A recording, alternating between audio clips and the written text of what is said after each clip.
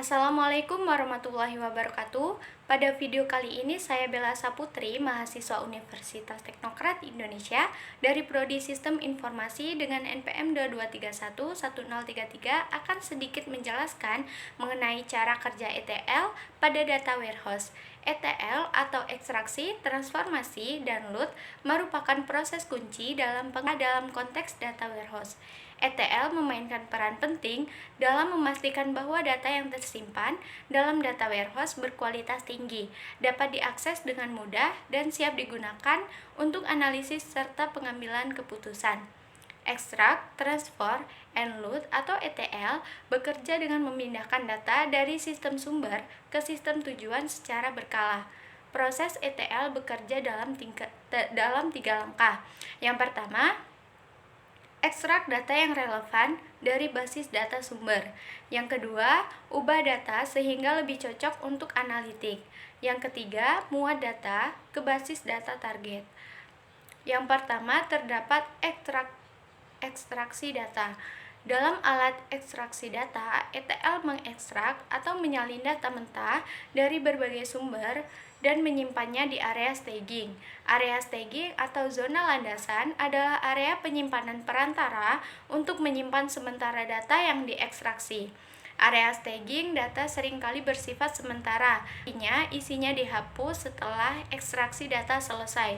Namun, area staging mungkin juga mempertahankan arsip data untuk tujuan pemecahan masalah. Seberapa sering sistem mengirim data dari sumber data ke penyimpanan data target bergantung pada mekanisme pengambilan data, perubahan yang mendasarinya. Berikut adalah beberapa cara umum di mana data diambil dari berbagai sumber. Yang pertama, ekstraksi dari sumber basis data. Yang kedua, ekstraksi dari file text atau spreadsheet. Yang ketiga, ekstraksi dari sistem aplikasi eksternal. Yang keempat, ekstraksi dari data streaming. Yang kelima, ekstraksi dari sumber data yang berbeda. Yang kedua, terdapat transformasi data. Dalam transformasi data, ETL mengubah dan mengonsolidasikan data mentah di area staging untuk mempersiapkannya bagi gudang data target. Beberapa tindakan transformasi yang umum meliputi pembersihan data, normalisasi, penggabungan data, dan pengubahan format data. Yang pertama, pembersihan data. Contoh kasus, dalam dataset penjualan e-commerce, ada beberapa entry yang memiliki nilai harga negatif.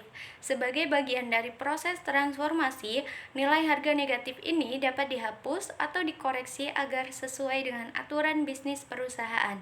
Yang kedua, normalisasi. Contoh kasus, dalam dataset inventaris perusahaan, ada beberapa entry yang menyimpan tanggal dalam format yang berbeda-beda. Dalam proses normalisasi, semua tanggal dapat diubah ke format yang seragam. Yang ketiga, penggabungan data. Contoh kasus, dalam konteks penjualan, data pelanggan mungkin terpisah dari data transaksi. Dalam proses transformasi data pelanggan dan data transaksi dapat digabungkan berdasarkan kunci unik seperti ID pelanggan untuk menciptakan dataset yang komprehensif untuk analisis penjualan. Yang keempat, pengubahan format data. Contoh kasus, dalam dataset penjualan, jumlah produk yang terjual mungkin dipresentasikan sebagai string text seperti 1000. Dalam proses transformasi, nilai tersebut dapat diubah ke tipe data numerik seperti integer atau float untuk memungkinkan perhitungan matematika lebih lanjut. Yang ketiga, load. Load adalah proses terakhir yang berguna untuk memasukkan data ke dalam target akhir, yaitu ke dalam data warehouse. Berikut ini adalah cara untuk memasukkan data. Adalah yang pertama, menjalankan SQL script secara periodik yang akan mengubah data ke dalam bentuk dimensional data store agar format data cocok untuk diterapkan pada proses analisis dan telah terintegrasi dengan beberapa sumber data.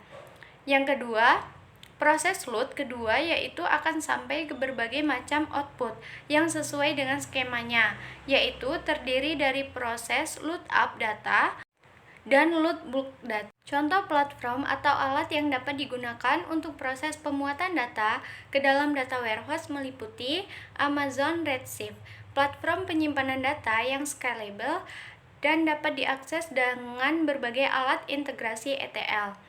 Google BigQuery, layanan data warehouse berbasis cloud yang dapat digunakan untuk menganalisis data secara cepat dengan skala yang besar.